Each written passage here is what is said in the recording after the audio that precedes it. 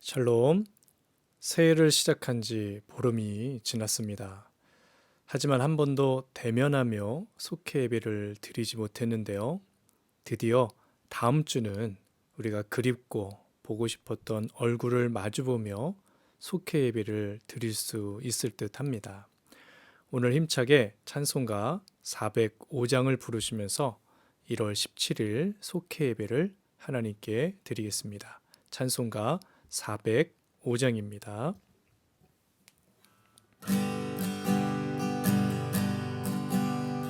주의 친절한 팔에 안기세 우리 마음이 평안하리니 항상 기쁘고 복이 되겠네. 영원하신 팔에 안기세 주의 팔에 크신 팔에 안기세 주의 팔에 영원하신 팔에 안기세. 날이 갈수록 주의 사랑이 두루 광명하게 비치고 천성 가는 길 편히 가리니 영원하신 팔에 안기세 주의 팔에 크신 팔에 안기세 주의 팔에 영원하신 팔에 안기세. 주의 보좌로 나아갈 때에 기뻐 찬미소리 외치고 겁과 두려움 없어지리니 영원하신 팔에 안기세 주의 팔에 크신 팔에 안기세 주의 팔에 영원하신 팔에 안기세 주의 팔에 크신 팔에 안기세 주의 팔에 영원하신 팔에 안기세. 아멘. 오늘 함께 나누실 하나님의 말씀은요, 창세기 50장 22절부터 26절까지의 말씀입니다. 함께 나누실 하나님의 말씀은 창세기 50장 22절부터 26절까지의 말씀입니다. 요셉이 그의 아버지의 가족과 함께 애굽에 거주하여 110세를 살며 에브라임의 자손 3대를 보았으며 므낫세의 아들 마갈의 아들들도 요셉의 스라에서 양육되었더라. 요셉이 그의 형제들에게 이르되 나는 죽을 것이나 하나님이 당신들을 돌보시고 당신들을 이 땅에서 인도하여 내사 아브라함과 이삭과 야곱에게 맹세하신 땅에 이르게 하시리라 하고, 요셉이 또 이스라엘 자손에게 맹세시켜 이르기를 하나님이 반드시 당신들을 돌보시리니 당신들은 여기서 내 해골을 메고 올라가겠다 하라 하였더라. 요셉이 110세의 죽음에 그들이 그의 몸에 향재료를 넣고 애굽에서 입관하였더라. 아멘. 어제는 창세기 45장부터 47장을 읽었고요. 오늘은 창세기 48장부터 50장까지 읽게 됩니다. 오늘이 창세기의 마지막 말씀입니다. 며칠 전 창세기 후반부가 요셉의 이야기, 즉 요셉과 그의 가족 이야기라는 사실을 언급한 적이 있는데 여러분 기억나시죠?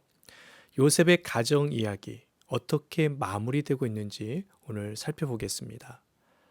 죽은 줄 알았던 요셉이 살아있다는 소식 뿐만 아니라 애굽의 총리가 되어 있다는 이 놀라운 사실을 전해드린 야곱은요, 빨리 아들을 만나고 싶었습니다. 야곱은 기대를 안고 애굽을 향해 출발했습니다. 그러나 또 한편으로는 두려움이 있었습니다. 그것은 지금까지 자신이 살아온 가나안 땅은 하나님께서 아브라함 때부터 그의 자손에게 주시겠다고 약속하신 땅이었기 때문입니다.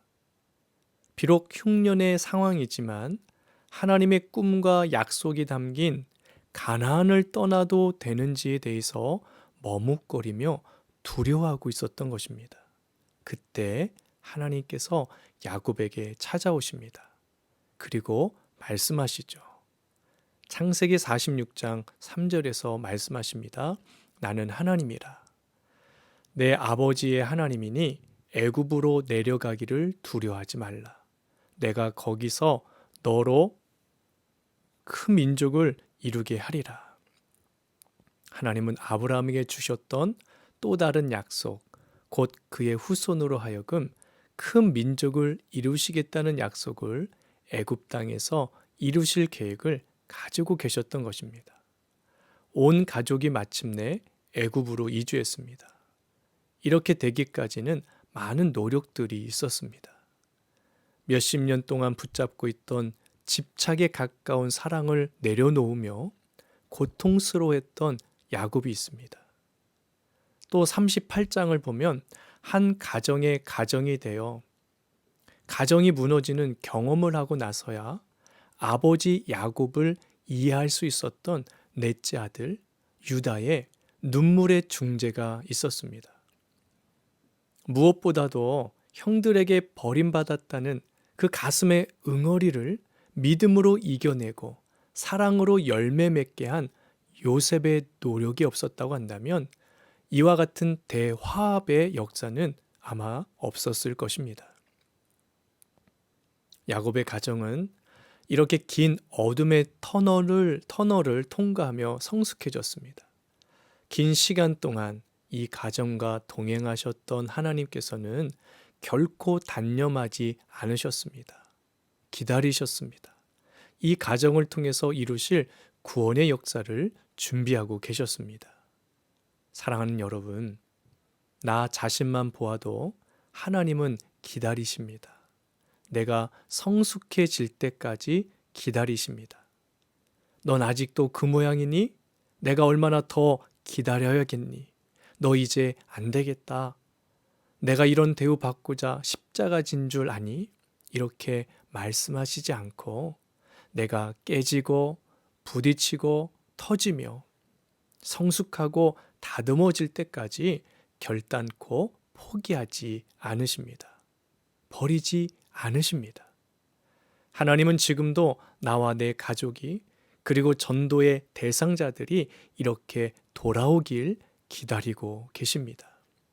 하나님께서는 구원의 역사를 지금도 쉬지 않고 계십니다. 하나님의 동행하심 가운데 애굽으로 들어오는 야곱 가족이 이후 출애굽의 씨앗이 되는 것은 하나님의 놀라운 경륜이라 할 수 있습니다. 이제 창세기 48장부터 50장의 말씀입니다. 나이 많아 병든 야곱에게 요셉이 두 아들과 함께 찾아옵니다. 이때 야곱은 요셉의 두 아들 므낫세와 에브라임을 자신의 아들로 삼고 축복함으로써 이스라엘 12지파의 기초를 놓게 됩니다. 마지막으로 야곱은 자신을 가나안 땅 막벨라 밭 굴에 장사 지낼 것을 유언으로 남기고 맹세시킨 후 열조에게로 돌아갑니다. 끊어질 듯 이어지던 하나님의 약속이 야곱의 12 아들에게 전수되었습니다. 야곱의 장례는 애굽의 국장으로 치러집니다. 요셉이 그의 아버지 야곱의 장례를 이렇게 70일간의 국장급 장례로 치른 이유가 과연 무엇일까요? 그것은 자신의 권세를 자랑하기 위해서가 아닙니다.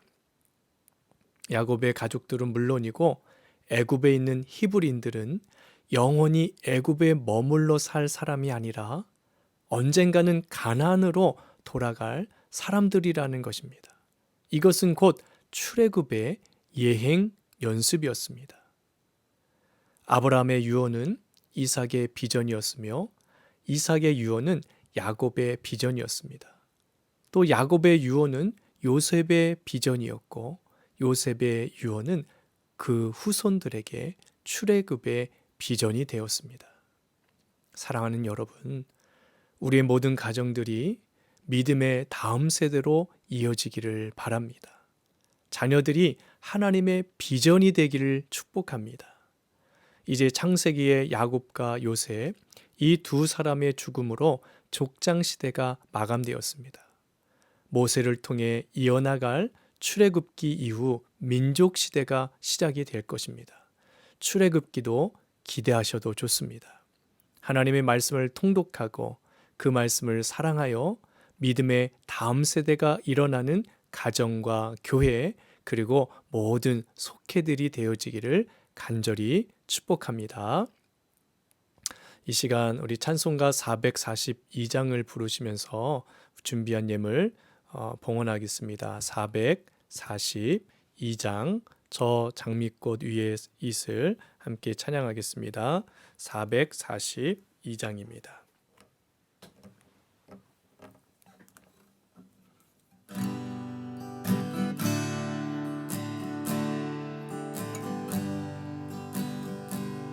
저 장미꽃 위에 있을 아직 맺혀 있는 그때에 귀에 은은히 소리 들리니 주 음성 분명하다.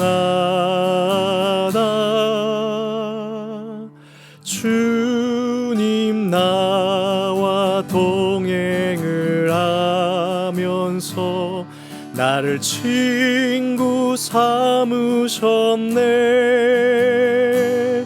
우리 서로 받은 그 기쁨은 알 사람이 없도다.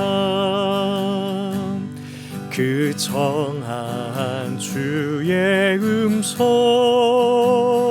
우는 새도 잠잠게 한다. 내게 들리도 주의 음성이 늘 귀에 쟁쟁하다. 주님 나와 동행을 하면서 나를 친구 삼으셨네. 우리 서로 받은 그 기쁨은 알 사람이 없도다. 밤 깊도록 동산 안에 주와 함께 있으려 하나. 괴로운 세상에 할 일 많아서 날 가라 명하신다.